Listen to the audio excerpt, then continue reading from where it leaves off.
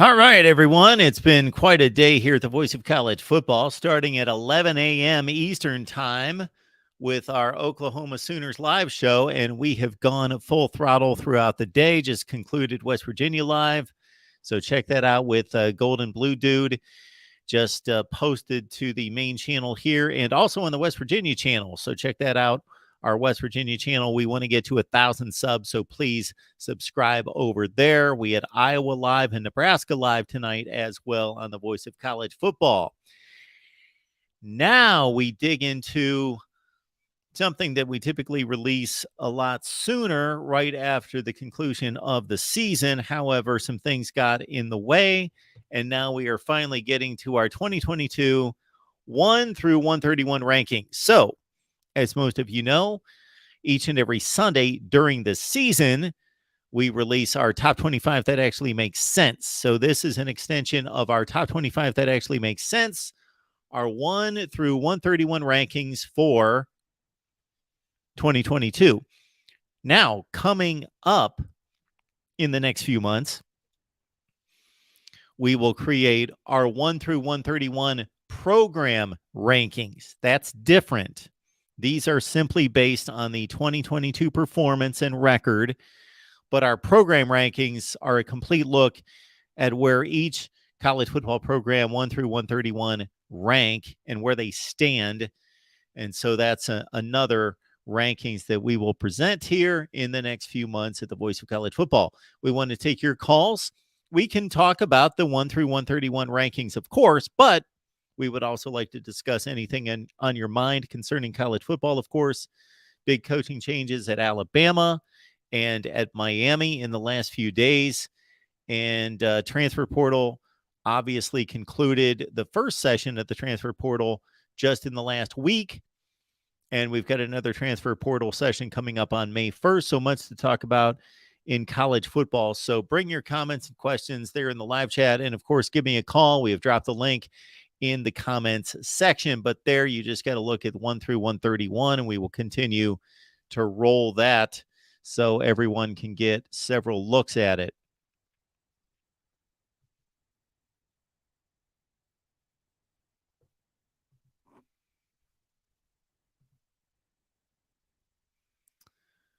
All right, to the live chat. What do we have? Good to see John here. And of course, Jason, as is customary, leaves the 5 thumbs up. We love to see that. LFG, good to see you smashing the like button as well. All right, let's open up the phone lines. We've got Christian here, Ballard Sports Media. Good to see you, Christian. What's up, Mark? How you doing tonight? I'm doing well. What's going on tonight? Not much. Enjoying this list of all the ranked college football programs. I'm curious about, because I just got in here. So what goes into like the criteria? Is this based on records and how they finished this past season?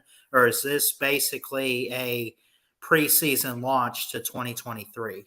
Okay, yes. Excellent question, because we want to be very clear here. So there's probably 3 lists we're going to release at some point in the off season. So this is the first one, and we've done this every year, where this is simply 2022. This is all this is, Right. is the 2022 football teams. Now, we'll look at the programs a little bit later. We'll release a list in a few months where we will analyze all the programs where they stand. So, for example, Alabama's number 6 in the country for 2022. I believe Alabama's a better quarterback, better program than number 6 in the nation. So they're going to be higher ranked as a program than the 2022 team. That makes sense. So it's based on where the programs themselves stand after this season. Just, yes, not the programs, just the 2022 season rankings. Oh, okay. Yeah. It kind of messed me up there because you said you thought that Alabama was a little higher than 6 because of where they stand as a program. So I just wanted to make sure I understood that part. Yeah, I have Alabama ranked in number 6 for 2022, not as a program. Their 2022 team. Yeah. Okay. I wanted to also come on here and get your thoughts on maybe. I don't know if you plan on talking with anybody soon about this, but the coordinator speculation for Alabama with Bill O'Brien going to the Patriots and Pete Golding going to Ole Miss. A big name I keep hearing being thrown out there is Jeremy Pruitt for the defensive coordinator. I'm not 100% sure about um, any Alabama fans being sold on a offensive coordinator position or coach. Uh, I'll tell you what, if we did have a top tier name, Clemson actually took it from us in Garrett Riley. But outside of that, I don't really think there's a major go to guy. Yeah. So, excuse me. On the defensive side, Jeremy Pruitt, the damage that he did was as a head coach, of course. So I don't think that there's anything that needs to be concerning about him being hired as a defensive coordinator. He's an exceptional DC. He's proven that over and over. So I think that he would be a great hire. I believe that he will be the hire on the defensive side. As an offensive coordinator, the one guy that comes to mind who's looking for a job would be Cliff Kingsbury. And he would seem to fall in Yep. line with what Alabama's done ever since Lane Kiffin kind of revolutionized that offense. But he's the first name that comes to mind. I've actually heard about Kingsbury. I didn't think he did too well. I know he wanted to build around Kyler Murray when he was with the Cardinals, but he is still a great offensive mind. He's like a Jeremy Pruitt, where it just didn't work out as a head coach, but take his skill set and his mindset of coaching and put him on a staff somewhere. You can get him doing a good job. Exactly. And that's something that Nick Saban has down pat. He has his program, his system, his process. It's all ironed out. And I don't think he's very concerned about bringing somebody into the program and having them negatively affect the attitude, the environment, because he is such a strong leader and the program is so set and so grounded in what they do and what the values are, is that it seems as though if there's any slight issue with anyone, and of course he doesn't want to collect a bunch of bad character guys, that's not what I'm saying, but I Right. think that at no other place is it more true that people that the coaches that go into the program at Alabama kind of lay aside their issues, their character, their personality, and kind of conform to what the mission is at Alabama. Yeah, I get what you're saying. That's really all I had tonight, man. I'm enjoying this list so far. You got a lot of great teams on here, and keep up the great work. It does kind of stink that it's still the off season, but I know we'll have spring games around the corner, and you guys at the Voice of College Football are going to keep us entertained, and it's going to go Absolutely. by pretty quickly. Well, Thanks, Christian, Mark. before you head out for the night, let people know where they can find you and your work. So I am Christian Ballard. I'm with Ballard Sports Media on YouTube. We're trying to chase 1,000 subscribers. We got to hit 900 first, but let's get 1,000 subscribers by this year, and I think we'll have great success in So, 2023. folks, I'm going to do this right now so everybody can do this along with us here. So, I'm looking up Ballard Sports Media. I've looked at it before. Ballard's sitting at 864. So, I'm not subscribed. So, bam, I'm subscribed, and everybody else can do the same. So, Awesome. Ballard, I apologize for that. That was an oversight on my part, but didn't realize that I was not subscribed. But now I am, and hopefully others will as well. Thank you, Mark. I appreciate it. We appreciate it, Christian. Have a good night. You too. Thank you. All right. Marcus, good idea. We will post the link to Ballard Sports Media. And of course, we have left the link here in the live chat to call the show, so please do that as well. And we don't have to talk about the 1 through 131. We can talk about anything on your mind concerning college football. We had a ton of excellent conversations here over the past few days with Florida State, Oregon contributors. So we will do much more of that coming up as well. So be looking out for some great conversations during the off season. We had our buddy Carter from LSU,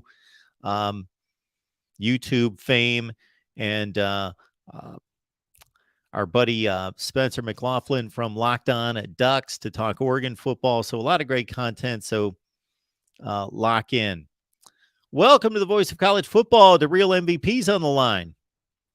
Hey, Mark, how you doing this evening? I'm doing well. How are you? Good. Well, I have one major problem with this list. Okay. Major's probably strong, but a problem. Sure. You have a cluster of teams between 43 and 38, I believe it is, somewhere around there, where it's just all G5 teams, okay?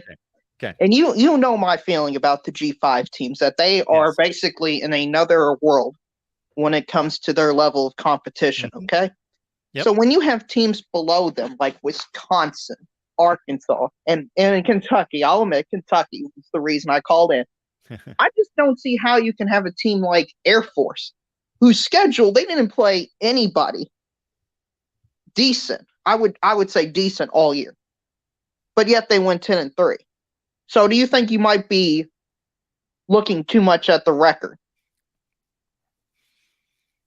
Well, I could be doing any number of things too much in making this evaluation. It's not a perfect evaluation. However, I will say that there is no question that I give less attention and weight to the record and to group of 5 teams. And for all those folks out there that are big group of 5 fans, I apologize to a certain extent. I don't apologize, but I know that you love your football and love your G5 football.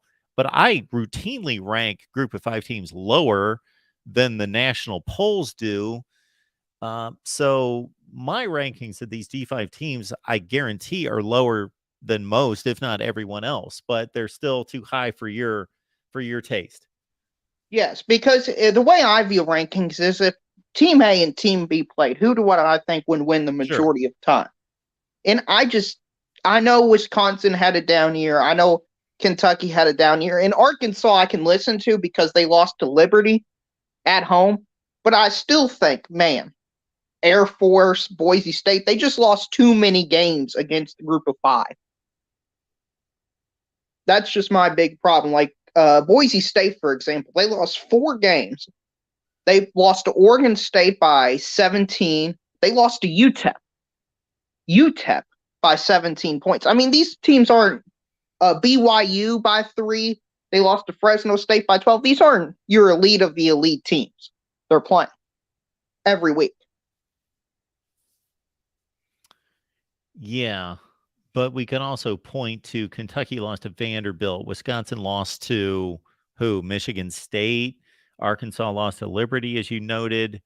You know, these teams, they were losing to some pretty bad teams, both inside and outside their league. Well, I mean, yeah, is Vanderbilt not a great team? But yes. But they won all their games non-conference, and Vanderbilt did beat Florida, who beat Utah, and they beat Kentucky. So they're not horrible. I understand they're Vanderbilt, so they have a stigma attached to them because they're Vandy, but they were a capable team this year against the lower level competition. Now, if they played Tennessee, Alabama, or Georgia, they didn't have much of a chance, but they were well coached. They put a competitive product out there. So where would you rank these teams? So the first group of 5 team that shows up, besides Tulane, because Tulane really proved itself. They had wins against Kansas State and USC. So let's skip Tulane, which I have ranked 9th in the country. I think that's pretty standard with just about everybody else that does rankings. After that, I don't hit a group of 5 team until number 36. Now, there's no question you can pull up any extended rankings out there for the 2022 season, and they're going to have several group of 5 teams ranked ahead of 36. That is correct, Mark. Okay. I think you do the best jobs in terms of accurately ranking the group of 5. Okay. Duly noted. Thank you for that. But you also have an issue with how, and I understand your issue. We've had this conversation many times that yes, Arkansas, Wisconsin, Kentucky, they're playing much better competition every week. And where would you place this group of teams from the group of 5 that I have 36 through 41 or 2? Well, based on the list I'm looking at, around 55 range, in between around Oklahoma, Baylor, Missouri, Auburn. That's generally where I think they are. So you're thinking the best group of 5 teams, and I'm not talking about at the very top. That was Tulane. They were the big outlier this year. Cincinnati was the year before. UCF has been in the past. But that upper echelon of group of 5 teams that are winning 10 and 11 games, especially in the Mountain West and the American Conference, that they are similar to or can be likened to 5 and 7 type teams in the SEC. Yes. Okay. Yes. And now we're going to find out, I believe, this year with Cincinnati, BYU, UCF, and I forget the other one, but Houston, all going to the Big 12. So it's going to be an interesting case study to see how well they do against Power 5 opponents week in and week out. Sure. Well, let's make one thing perfectly clear. For as much as I take pride in doing this and doing it accurately, am I combing through every game played for the entire season? Of course I'm not, because it's just not feasible. And I would be taking, 50 hours to put this together. So I review each schedule and I'm like, and so for example, near the end of this evaluation, I had that Auburn, Texas A&M grouping in there with Michigan State a few spots lower. I had them a little bit lower. And then I looked at, okay, San Jose State actually played Auburn, and they played at Auburn, should be taken into consideration. They lost by a touchdown, and I'm not going to rank San Jose State and Auburn just based on one game, but it is an interesting comparison to make because, I actually had San Jose State on first look a little bit ahead of Auburn, and I backed them up somewhat based on that result. So, yeah, it's not a perfect evaluation. And again, I don't do it quite as extensively as I would like to do it, but that's just not. Can I respond to one of the reasonable. comments, Mark? Sure. LFG is accusing me of creating a straw man-like argument for saying Vanderbilt had a great season. Mark, these rankings are just based off this season, right? Yes. So if Vanderbilt happened to have the greatest season in a decade, that doesn't matter at all. It's just about this season. Yes. So if Alabama or Tulane, for example, Tulane had the greatest season since who knows when. That doesn't matter. They beat Kansas State. They beat USC. And that needs to be taken into account. None of the past history should matter when we're looking at one season. Yeah. Tulane was 2-10 last year. Yeah. And to me, that doesn't matter one bit. Nope. They beat 2 really, really good football teams. And beat a lot of decent football teams like Cincinnati and UCF and those schools that they play in their conference. Yep. Yeah. A school could theoretically be 0-12 for 10 consecutive years and then go 10-2, and I'm going to rank them where they need to be ranked for this particular season. Right. And like TCU is a great example of it. Doesn't matter. Last year they were 5-7. No. They beat everybody they played except Georgia. And you have that reflected in their rankings. And I have no issue with anyone who would challenge me on ranking Michigan and Ohio State ahead of TCU and even Tennessee and Alabama to a certain extent. And believe me, I thought about looking at that second loss that TCU had, which was god awful, just the worst thing that we could have ever witnessed for a national championship game, and saying, you know what, that's a second loss. I know they beat Michigan head to head, but body of work, the entire season taken into consideration. And actually, if I would have made that judgment, that would have cascaded TCU down the list. Like I would have bypassed Michigan, Ohio State, and probably Tennessee and Alabama and placed them about 7th if I would have done that. So they were very close to teetering on down the list. Yeah, I would have been all over you, Mark, if you did that, because that's very similar to logic to why the AP voter and all the other rankings have Alabama over Tennessee, despite the fact they play. It's crazy to me, but if you play a game and one team beats the other team, regardless of what happens for the rest of the season, that result should matter. Yes, as long as they've got the same record. Yes, exactly. Or if, like, it just doesn't make any sense to me. So I'm going to credit you, Mark, until the adjustments are made. Like, do you remember when the Patreon people did the playoff poll? Sure. Or their rankings? Do you remember that? Where Tim, Tony, and LBC would unveil it? Absolutely. Of course. Yeah. Yes. Do you remember what team was left out the final ranking they did? Oh, boy. I'm going to guess it was, did they leave out Tennessee? They left out Tennessee. Oh, my word. Yeah, that's a bit of a miss. Yeah. And it was, oh, my goodness. And I wonder after the Clemson game, would they still leave out Tennessee? Because the same logic still applies, Mark. If somebody's injured, they're just injured. And the team can only get worse if somebody's injured, apparently. But that's another discussion. Good job, Mark, with your list. Very solid list. I mean, you do a great job. So I'll see you next time. I appreciate it, man. Have a good night. That's our guide to Real MVP. Appreciate his call as always. Thanks for being here at the Voice of College Football.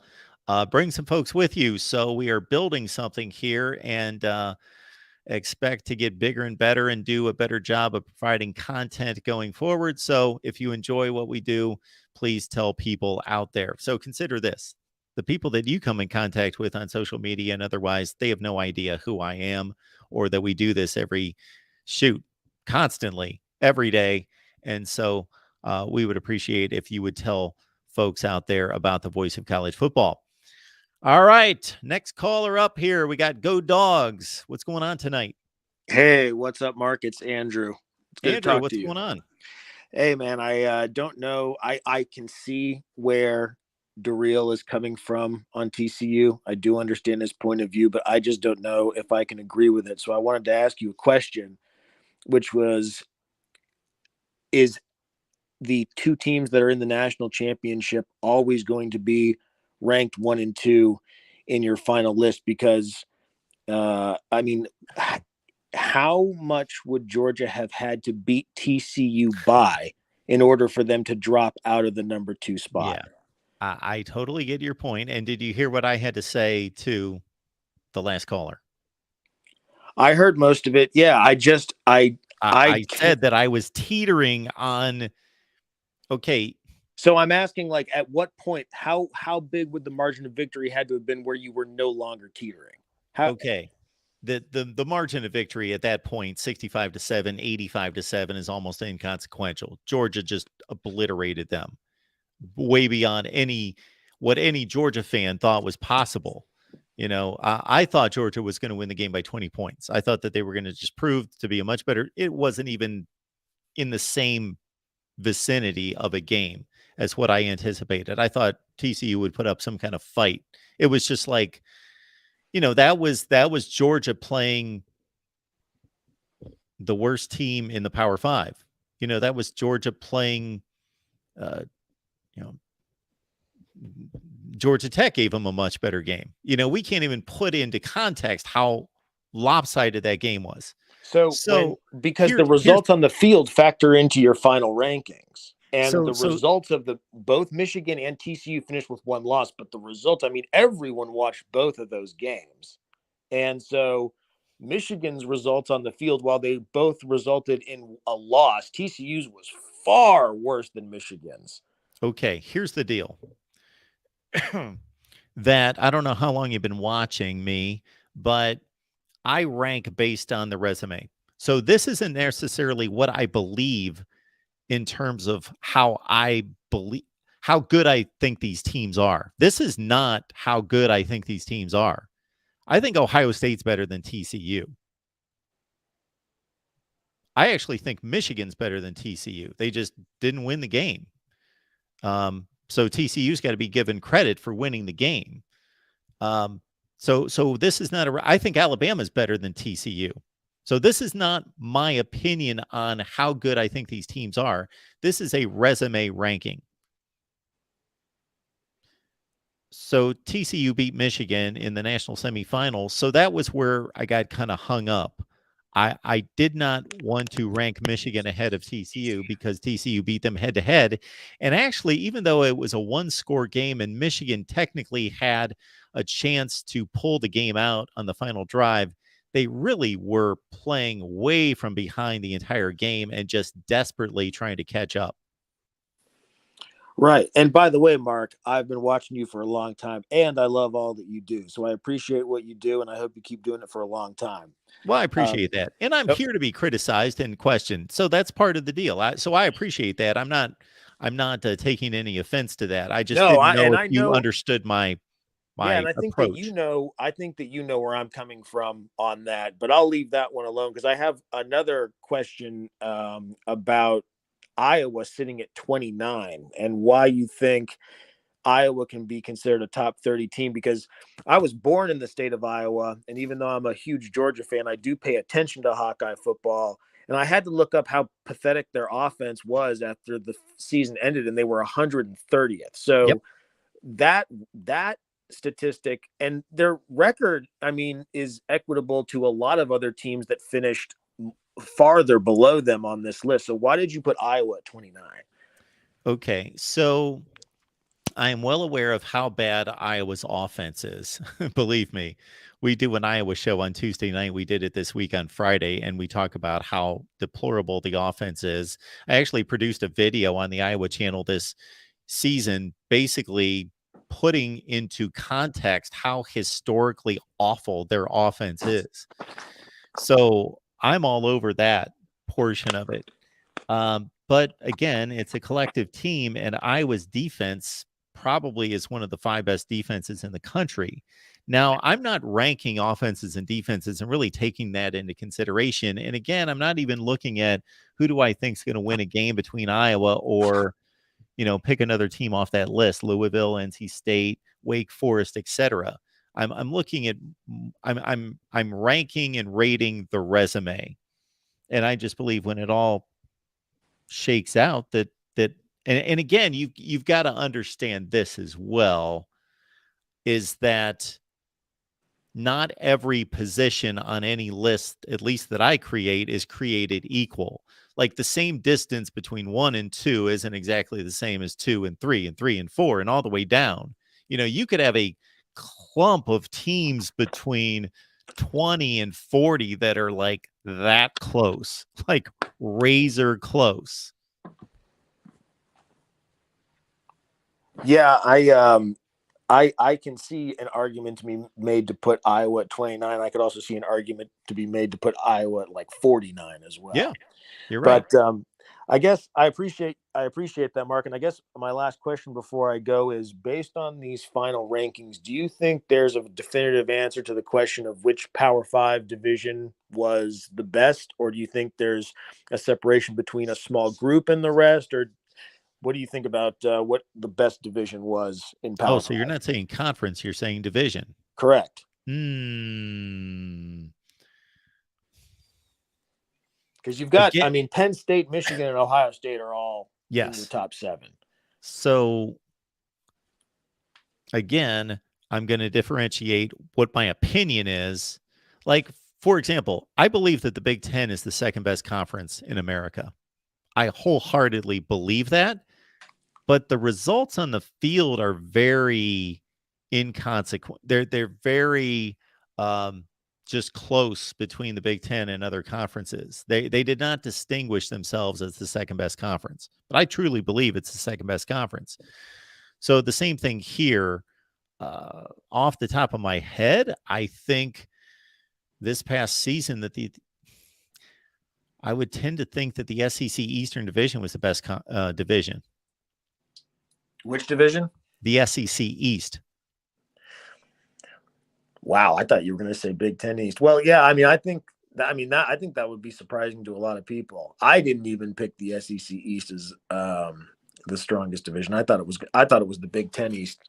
In my personal opinion, I think there's only 3 that really can be considered, and that would be the Big Ten East and both divisions in the SEC. Yeah, and I think I agree with you on the Big Ten being overall the second best conference, top to bottom, going back, a few years. But man, the Pac-12 is going to be one to watch out for next season for sure. But hey, thanks for taking my call, Mark. I appreciate it. Have a good night. Thanks for the call. Appreciate that. All right. Welcome into the Voice of College Football. Appreciate everybody being here. We'll leave the link back in the chat here. Please join the show. We invite your comments about the 1 through 131 rankings. And I apologize because we typically get this out a couple days before the season's over, but was not able to do so. And you don't need to call about that. We can talk about anything concerning college football. And again, like I told the Real MVP, I could really vet this out for hours and hours. Like, I put a lot of time into this. I take it seriously. I just don't spitball it. And, this could be done quickly, but I do it pretty exhaustively. But there is a limit to it. You could comb through every game and could really, I guess that isn't the StreamYard link. Okay, well, we will get that to you.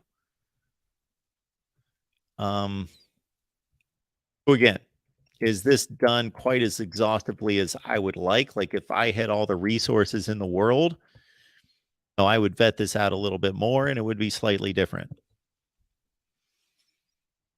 And we also understand, as the last caller pointed out, there are just simply different approaches or perspectives on what we saw, especially at the top, with TCU looking as bad as it did and Ohio State looking as good as it did against the best team in the country. And I said it that night. I truly believed that Georgia and Ohio State were playing the national championship game. I know Michigan fans don't want to hear that, and Michigan fans have every right in the world. So get this clear. Now, this is where I separate my opinion from what the results tell us. Michigan should be ranked ahead of Ohio State. Obviously, they won the game. They got a better record. But man, when I watched those 2 semifinal games, this is what I saw. I saw semifinal game number 1, fun to watch, just a fun, enjoyable college football game to watch because it was so zany, so crazy, just balls getting tipped all over the place, dumb strategic moves by Jim Harbaugh in particular, just a crazy game that was fun to watch, that went down to the wire. Michigan had a chance to pull it out. That was more of a crazy, zany game that was fun to watch down to the wire. Ohio State and Georgia was more of this is what it looks like when 2 ultra-talented teams are laser-focused and are at the top of their game. And I know that there were mistakes. There's going to be mistakes played in. So Georgia fans may bring to the table mistakes that they made and they could have played better. And I understand all that. I'm not saying that the 2 teams played their very best, but in terms of focus and attention and preparation and then just laying it on the line, they did. And that's what we got. We got just a game that we couldn't ask for a better game. It was phenomenal. And that's what I anticipated. What I anticipated going into that matchup, if you watch me on a regular basis, was I said, either Ohio State is going to be unable to screw their heads on straight, and they're still going to be, down in the dumps over what happened against Michigan and be lacking confidence. And Georgia's just going to prey on that and blow them out to some degree. Or Ohio State's going to get it together. They're going to be ready for this challenge. And that's what we got. And we're going to get a colossal matchup. That's what we got. And when I was watching that game, I was thinking, these are the 2 best teams in the country. But Michigan beat Ohio State, won the Big Ten championship, and beat them by 3 scores in Columbus. So Michigan has every right to say we're better than Ohio State because technically they are. All right, on to our next caller here at the Voice of College Football. We've got our buddy Michael on the line. Hey, Michael. Hey, Michael, are you there? Michael, can you hear me? Going once, going twice. Michael's gone.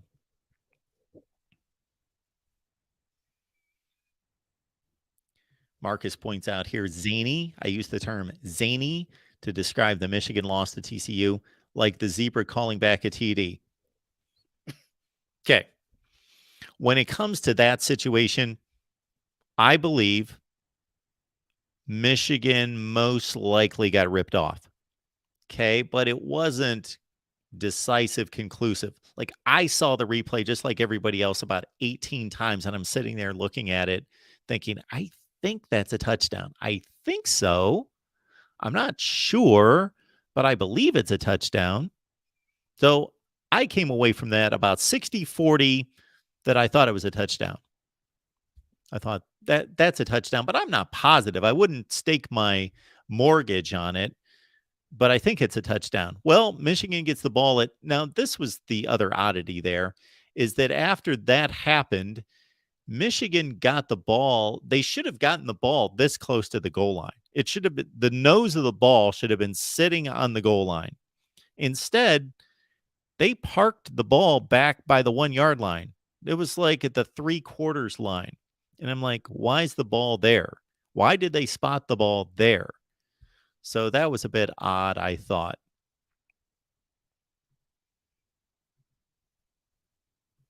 Let's crank up our list again here. I got to keep running it.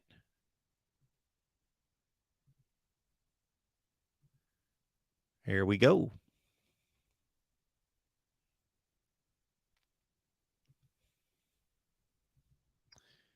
And I will once again leave the call-in link in the chat.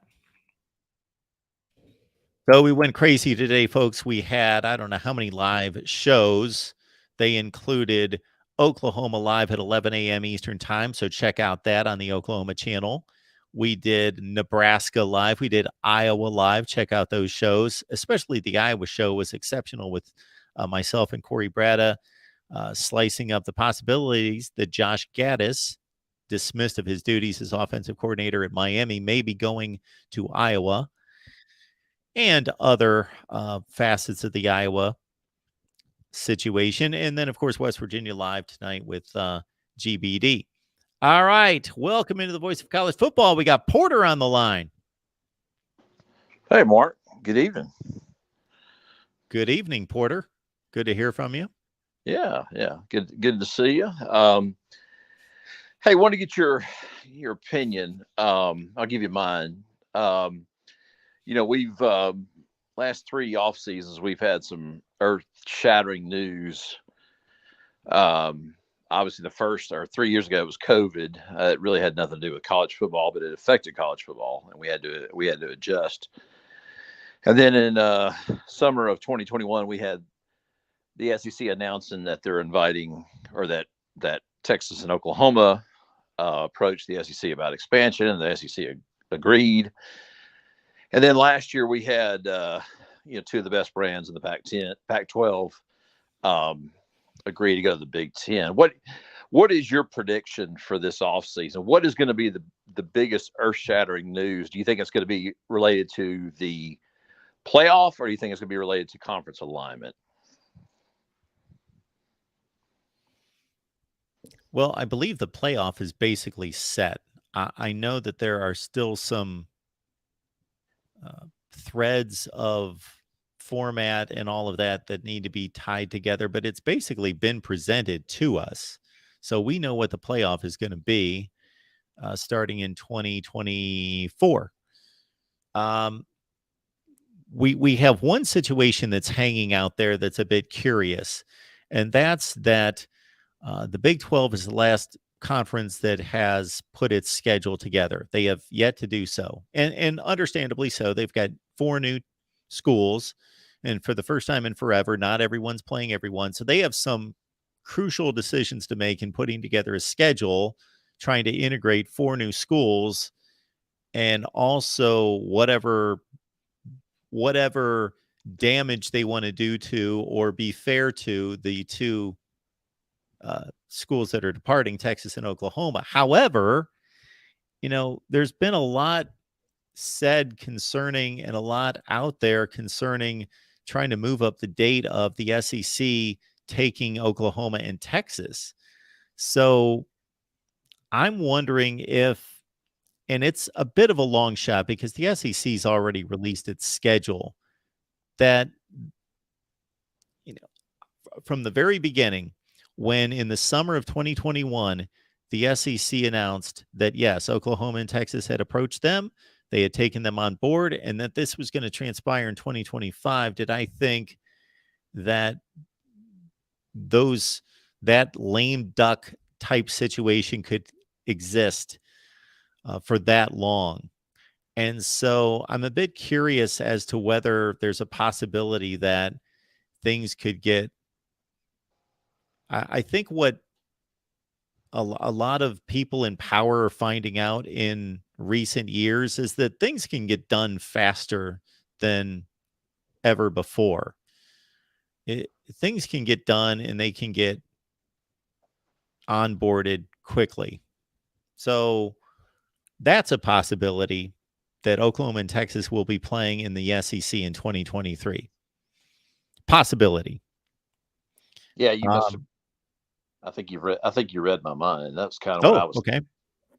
I was going to say that, but also I would not be surprised. I mean, what the COVID year showed us was just how the human spirit, whenever we're faced with a challenge, how we can be nimble enough to make adjustments and make it work. I would not be blown away. I may be a tad surprised, but I wonder if they may push this 12 game playoff to for the next year. And I know that sounds crazy.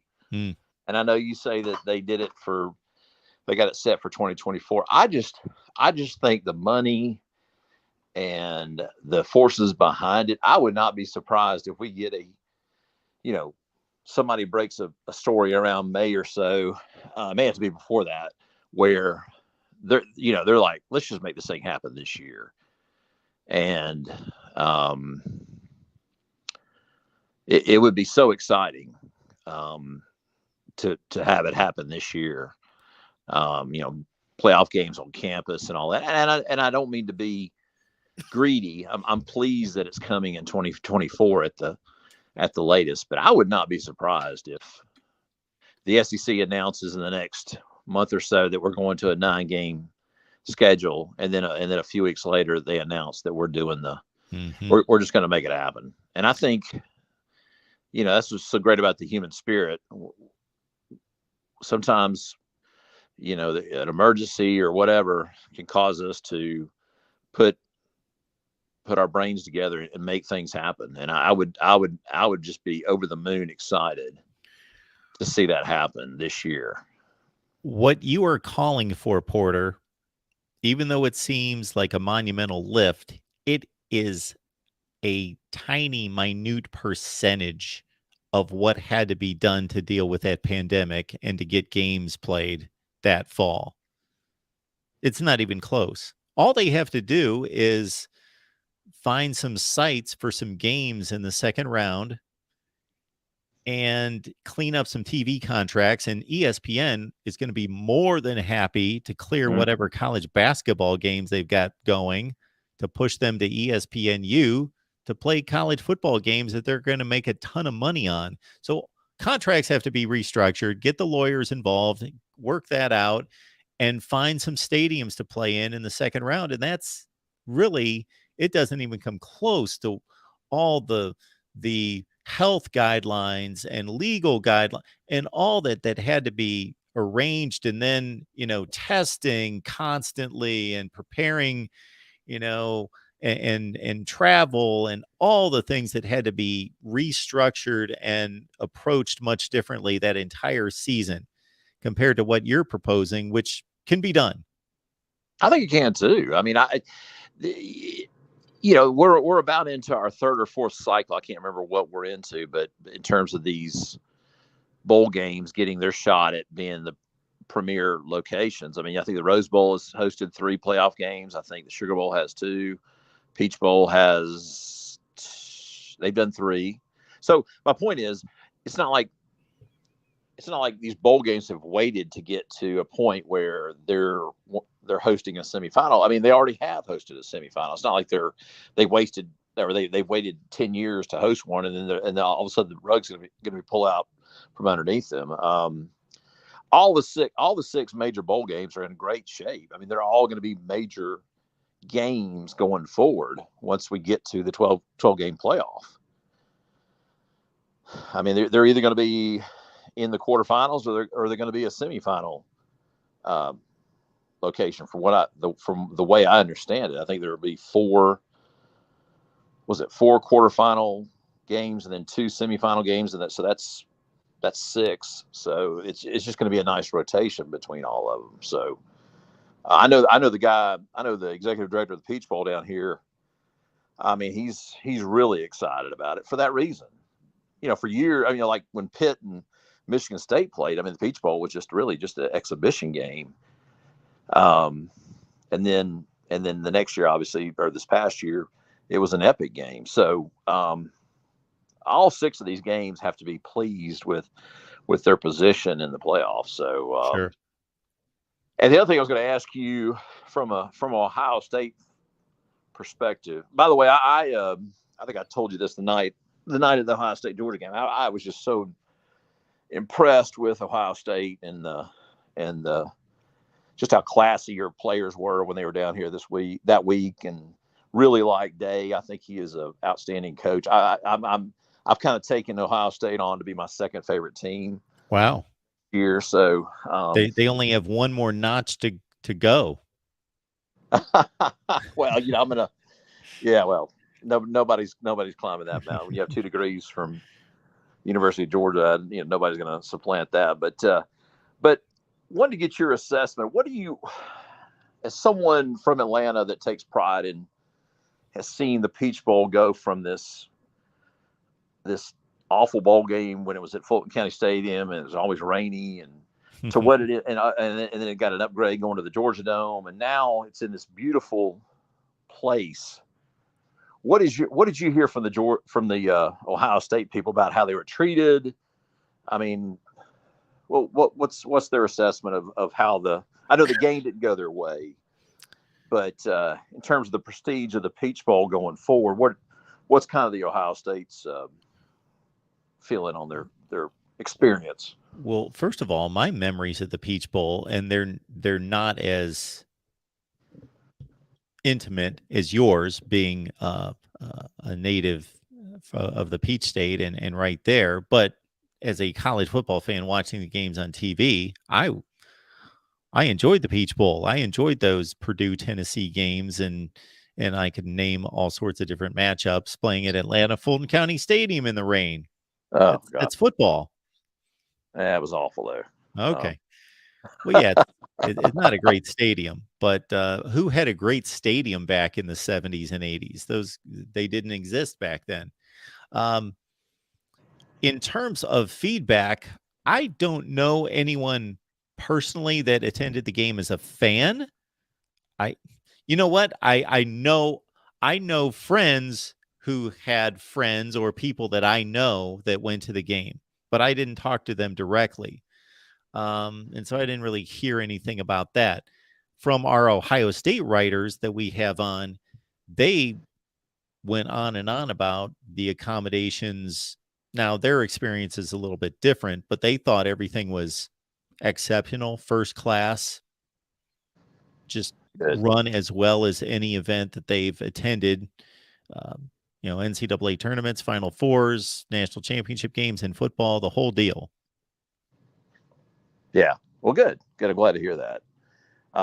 Yeah, it's never going to be in the same class as a Rose Bowl or a Sugar Bowl or anything like that. But it is nice to see that it, with that Mercedes-Benz Stadium, that it's it's got the cachet or more cachet than it had, just a few years ago. So, Porter, I've got one more blockbuster possibility for you this summer. mm-hmm. I believe that the Pac-12, I don't know that they're going to, but I believe that they should make an expansion move.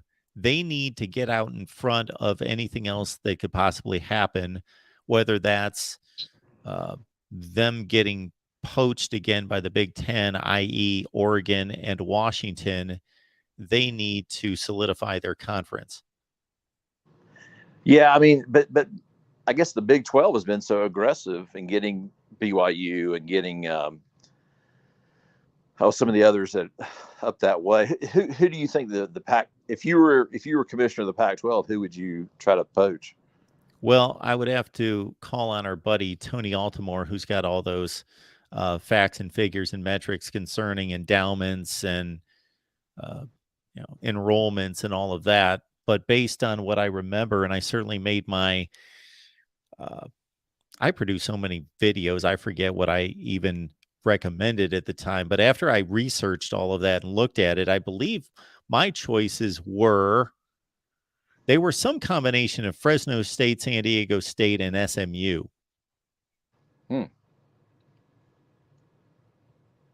Yeah. Yeah, I mean, I think obviously San Diego State is attractive just because of what a great community that is. Although I watched the bowl game in San Diego this year, and they were playing in the Giants Stadium. So I don't know where does San Diego State play their games? Do they have a decent place to play? They used to play at Jack Murphy Stadium, the football stadium where the Chargers played. But now that is no longer, that's a great question, because I don't know. They don't play at the baseball stadium, that's for sure. I'd have to look that up.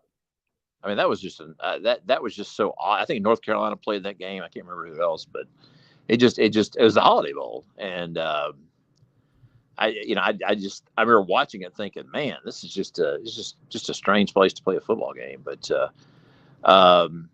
yeah, out that way, I think they also need to worry about possibly someone like a Colorado going back to the Big 12, because I don't know. I mean, I have philosophy on conference realignment, and I think you're seeing this with West Virginia. And I hate it for West Virginia because I think that's such a great fan base. I really like those fans, and they got a great tradition. But the more you have to put your athletes on a plane, the more it's going to be difficult to win any kind of championship. You remember in the 2000s, West Virginia, how many BCS bowls did they go to? 2 or 3? Yeah. And ever since they routed Virginia Tech one year. They whipped. I'm mixing up teams. Anyway, they beat Georgia in the Sugar Bowl in 2005. Mm-hmm. They beat somebody in 2007. I think that was for. Oh, they beat West Virginia. I mean, I'm sorry, they beat Oklahoma, and they also hung Oklahoma. Yep. They hung 70 on Clemson. So yeah, in 12. Yep. I mean, what an outstanding program that was. And ever since they went to the Big 12 and they're hopping on a plane to fly to Plano or wherever the heck they have to fly to go to play Big 12 football, I mean, it's going to be tough. I know a lot of the Southern Cal people were excited about the Big 10. I don't know. The more I just really believe, and I've seen it with people like Colorado and West Virginia. When you're far away and you have to get on a plane and you got to go that far to play a game, it's not good for your competitiveness. And now SMU may, if they were offered the Pac-12, they got to take it. But that would be tough if I was an SMU. I guess getting back to what my point with Colorado is, I mean, if I were Colorado, I would try to get back in the Big 12 just for that reason, because Colorado, they haven't won anything since they joined the Pac-12. Just like West Virginia hasn't won anything since they joined the Big 12. So they went to a Pac-12 championship game, but you're basically right. Yeah, they've been awful for the most part. The other issue I think that West Virginia is suffering from is, think about recruiting. And by the way, while you're listening to my spiel, you can look at Snapdragon Stadium. That's where San Diego State plays. Oh, okay. Got it. So, and I guess I did know that, but I had forgotten that. Anyway, here's the issue I think that they also suffer from, because they're not in the Big 12 footprint. So if you're a high school football player and you're a decent one, but you're not elite, but you're really good, and you're getting looked at by Power 5 teams, and you play in Oklahoma, but you're not good enough to play at Oklahoma, maybe you go to Kansas or Kansas State, you stay in the footprint, there's still an allure for your friends and family to have you stay close to home. So you'll play at Oklahoma State. You'll be in neighboring states and in that region. If you are a top high school football player in the neighboring states of West Virginia, what's your incentive to go play at West Virginia? If you're from Maryland or Pennsylvania or Virginia, you're never going to play where your family can get to the games. Yeah. So I think that hurts their recruiting. I think you're right. And I think it's kind of funny how those two programs of Pitt and West Virginia, it seems like the two programs can't be good at the same time. It's almost like if Pitt is down, then West Virginia is able to go into Western PA and poach players. Like after Marino left in '82, that West Virginia program started to get real good. Then in '88, they played for the national championship. And Pitt was down for 10 to 15 years, and West Virginia had a heck of a run. Now Pitt's better, and now West Virginia's down. So you're right. I mean, West Virginia needed that kind of base of Western PA and Maryland and other places. And when you're flying to, Manhattan, Kansas, I mean, I don't know what that really does for you. So I don't know. I just it's tough to be out of your region, I think, and be an elite program. We'll see if Southern Cal can do it. Although I will say this, I don't know if you remember calling in. I said one of the predictions I had the next 3 or 4 years is there will not be a team that's already announced they're going to another conference that will win their conference. And so far that's held up. I thought that may not happen.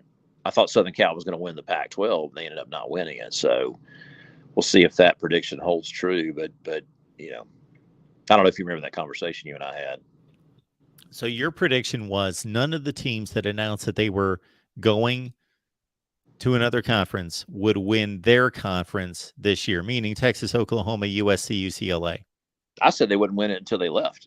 Okay. Because, and you and I were talking about biases and yes. And yes. So I thought that was not going to, I thought Southern Cal was going to break through this year. They did not. So it's still holding up. Obviously Oklahoma has not been to I think it's right. Yeah. Oklahoma has not been to the Oklahoma and Texas are 0 for 2. Yeah. Since that was announced.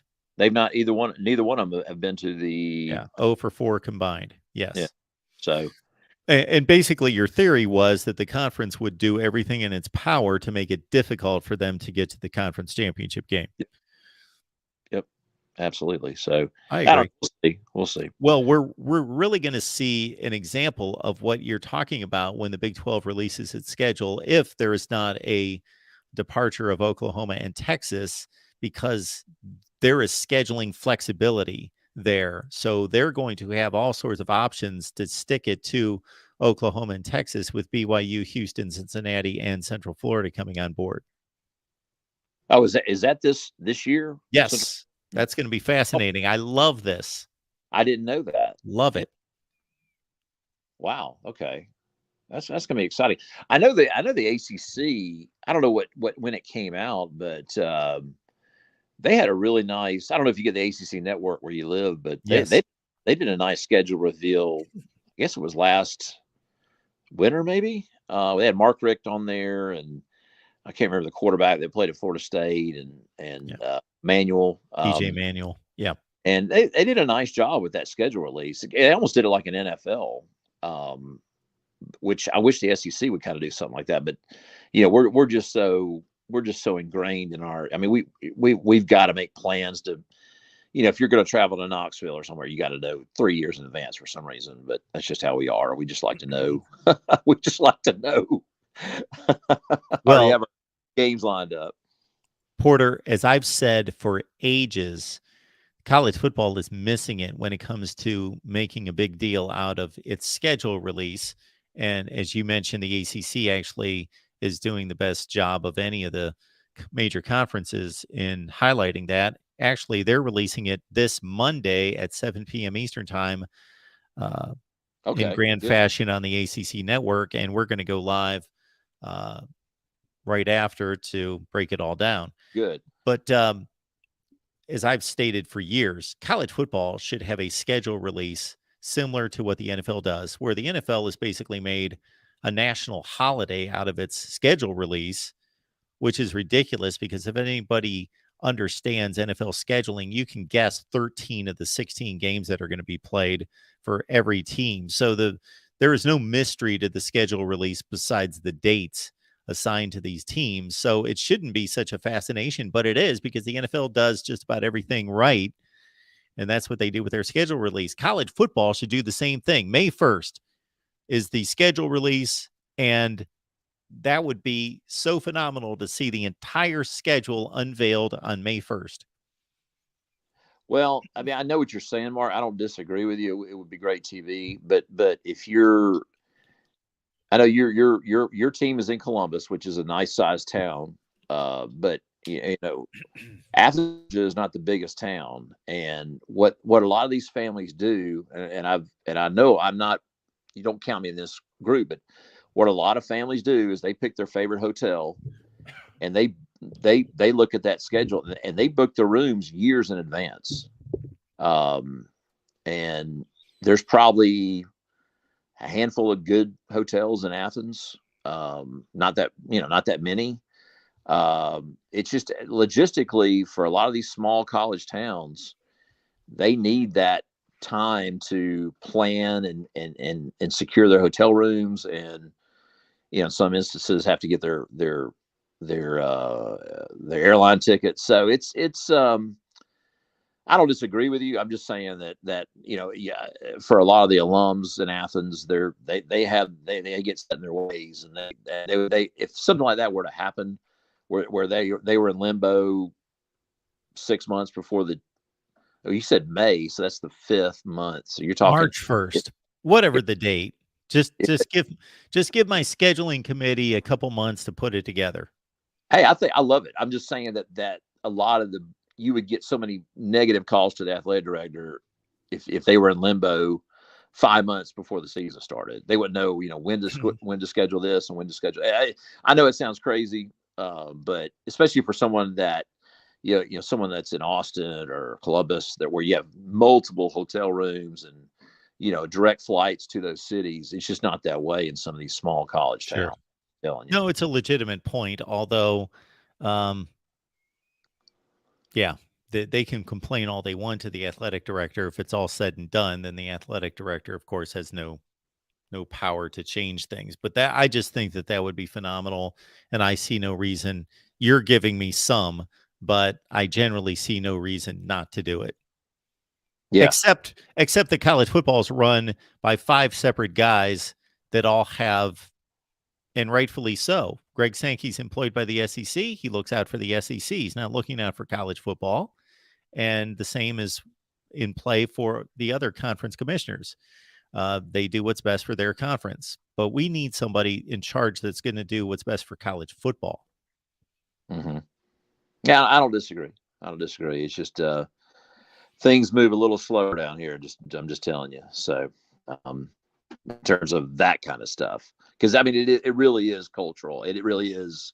People plan weddings around this stuff. So it's being nimble like you would like. There's some areas of the country just that would not go over too well. So I'm just go ahead and tell you. But okay. Anyway, good discussion. Sorry to keep you on so long. No problem, Porter. Good to hear from you. Have a good weekend. Thank you. You too. So our guy Porter brings up some good points about planning. Families and friends like to plan to go to the games, plan weddings. It's always a joke during college football season. Of course, if you're a true college football fan, you don't get married during the college football season, and you ban those weddings during college football season. However, I've got to say that I've attended several in my lifetime. All right, including my own. We got Brian on the line. Brian, how's it going tonight? Hey, it was Hello, good. Brian. How are you? Hey, it was good. What's Can going you hear on me? tonight? Yeah, Oh, I can nothing hear you. much, Can you man. hear me? I can hear you. I'm not gonna harp too much on this part of it. I just want to clarify. Seems to be a lot of misunderstanding about the whole possession rule in college. Yeah. I'm sure you understand, but I heard a long conversation you had not that long ago that you kind of wanted it to end because the guy kept asking the same question over and over again. I'm not gonna do that. But anyways, so basically, it's not when the body touches. It's when the receiver maintains the control of the ball and process of all the way through the catch. I don't know. There seems to be a lot of misunderstanding of, like, some people think, you're down once your butt or elbow touches. No, your butt or elbow could be on the ground, but if the ball isn't maintained or fully possessed, the catch has not been completed yet. So there is Absolutely. so I don't know if you're on that side of it, or that is the actual rule, but. Absolutely. What I think people get confused by, Brian, is that we rarely see situations like that. We rarely see players that are already down on the ground catch the football. Usually you're catching have already secured the ball and you're going to the ground, or you're going out of bounds, or you're stretching for the pylon, or whatever the case might be. Rarely do we see a guy on his rear end trying to secure a football. That's 100%. Probably where the confusion is. Yeah, like the caller I'm talking about, it was a little while ago. I could tell by what he was talking about. He thought that he was down the second that Roman had touched the ground. Yeah. And I just wanted to clarify that that's not the actual rule. But anyways, yeah. It's obviously been since the game that I saw that play, but as soon as his rear end hit the ground, the ball was still like inches away from being completely secured. It was still kind of on his fingertips, if I remember. Yeah, and it had correctly. A little bit of ball and all that. But yeah, like you said, the other big issue. I mean, that was a consistent issue in that game, was the spotting of the ball. Like where there was another play. I think it was Ronnie Bell had caught it inside the 5, and they spotted it like at the 6. It's just another example of like the spotting in that game. But anyways, I don't think the turmoil in Michigan is pretty crazy, man. It's a pretty crazy off season. Now with the Matt Wise situation. I don't know if you've commented on that. Have you commented on the Matt Wise? A little bit on our Michigan show that we do every Wednesday. Talked about that a couple different weeks, especially this past week, because that was after he was dismissed. Unless some things come out to lead us to believe, or just flat out tell us that there are issues within the program, this looks like, to me, it's just one guy off the rails for whatever reason, whatever his incentive, that was able to pull this off. Well, he didn't pull it off, but for the time being, he was able to break into emails and see classified information or personal information. And so I don't really, unless I'm missing something here, and again, we're going to find out more at some point, I don't really hold it against such a the wild University of off-season, Michigan. man. What's that? It's just such a wild off season. Like, I mean, just one thing after, what it's like that calendar that you see where it's like countdown to normalcy, and it's like the second you get a couple days, it just goes right back to 0. It's just insane. Did you see the hire that they finally made for the QB coach? I did not. They decided to go in-house. I mean, I like it. They went with the analyst Matt Campbell's. I don't know if it's his brother. I think they're related. I'm not 100% sure, but they went in-house is what they ended up doing, which, I think it's a good move. Yeah. I really got no Well, feelings towards it's it. difficult to comment on it because we don't know how capable that individual is, but I got to trust Jim Harbaugh. He certainly came up aces in every move that he made concerning this last coaching shakeup before the playoff season of 21.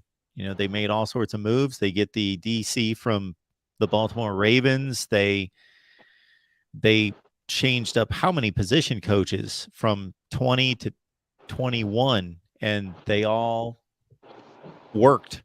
So that's one of the big components to being a top-notch head football coach, is to be able to place people in the right positions and hire the right people. And Harbaugh's done a nice job recently of that. Oh yeah, no doubt. And then I think it's fascinating the QB recruiting swap. Like Ohio State's now going for Jaden Davis, and then Michigan's obviously Harbaugh visited Raiola. I don't know. Yep. So that's interesting. I don't know how this is all going to impact recruiting. Obviously, if I was a recruit, I'd probably be a little, on edge with all the consistent uncertainty and, I guess you could say, controversy. Do you think this has any long-term impact on recruiting, or no? What that? Just the consistent if it just feels like a consistent up and down. Like there's never a steady level off of, either Harbaugh's flirting with the NIL or NFL, or there's some sort of controversy in the offseason. It feels like the past couple of years. Well, there is typical thinking that once you have a great breakout season, that impacts recruiting positively, but not until the next recruiting cycle. So Michigan should have had a bounce from the 2021 college football playoff appearance this last recruiting cycle, the one that's concluding here in the next few days, but they didn't. Now, how much that had to do with, there is no doubt. To what degree, we don't know, but there is no doubt that Jim Harbaugh flirting with the NFL the last two off seasons has hurt recruiting, because it can't help recruiting. It had to have some kind of impact. There had to be players out there that were considering Michigan that, if they had Michigan in their top 5, they knew that the head coach at the other 4 schools was going to be in play and going to be there, and they didn't have that certainty with Jim Harbaugh. And in addition to that, if they're thinking it through, and I'm sure they are, because people around them know what's going on and know what the deal is that you get closest to your potential position coach, and if you are of the understanding that the head coach may not be there, well, the position coach most likely is not going to be there either, because he's going to get canned along with the head coach, and he's going to look for another job, and he's going to be gone as well. So that uncertainty had to hurt. If Jim Harbaugh was regularly pulling in recruiting classes while Michigan was struggling to get past Ohio State and struggling to win postseason games, and he's pulling in classes that were 8 to 10 to 12 in the country, in the last 2 years, he hasn't done that as well as then obviously him flirting with the NFL has had a negative impact. Yeah, and I have a lot of concern after 2023 with that, and I haven't seen anything about a new contract with Harbaugh, but I've gotten in debates with Michigan fans about this, and because I say 2023 to me is natty or bust for me. Because I think after 2023, the level of uncertainty with the roster, the QB position, if you go by just the trend, with Harbaugh at Michigan, JJ McCarthy is the exception, not the rule. So after 2023, I'd be extremely worried about, competing at a championship level. Now the playoff format does help with that, but just because you make the playoff doesn't mean you're actually competing at that level. So I have a lot of concern of where the program's going to be at, especially if we don't get another top QB, which it looks like, that's a big if right now. Our buddy Steve Dace at Michigan Podcast believes that Michigan is going to be at the forefront, though, of the NIL. I hope so, initiative. man. I hope so because I haven't seen it yet. And you know what? It might end up being a good thing because if you look at a lot of the schools that rushed into NIL, like Florida, for example, with the mess they got going on, instead of taking their time with it and coming up with a good game plan, Michigan might have in the long run one of the better NIL programs because of that. Instead of being a lot like these other schools that they just wanted to jump the gun and start just doing pay for play in a way. So we might look back at this in eight years and be like, wow, I'm thankful Michigan actually took a couple years to get into NIL. Yes, we could. So, absolutely. All right, appreciate you. Thank you, Brian. Appreciate you being here, man. All right, want to remind everyone that our new show with Steve Dace, The One. Why is it called The One? It's one major college football topic that we go toe-to-toe on. Each and every Thursday at 5 p.m. Eastern Time, we will do our best to stay with that particular day and time. Again, Thursdays at 5 Eastern. We want a live audience here to watch us discuss and debate that one big major college football topic. And then we invite your sponsored comments and questions. Keep in mind that to pull off this particular show because of everything else that's going on in Steve's schedule and so forth, that we need to generate a good crowd. We need to generate views. We need to generate cash. So anything that you can do to help us, definitely like it, watch it, share the word, spread the word, get it out there.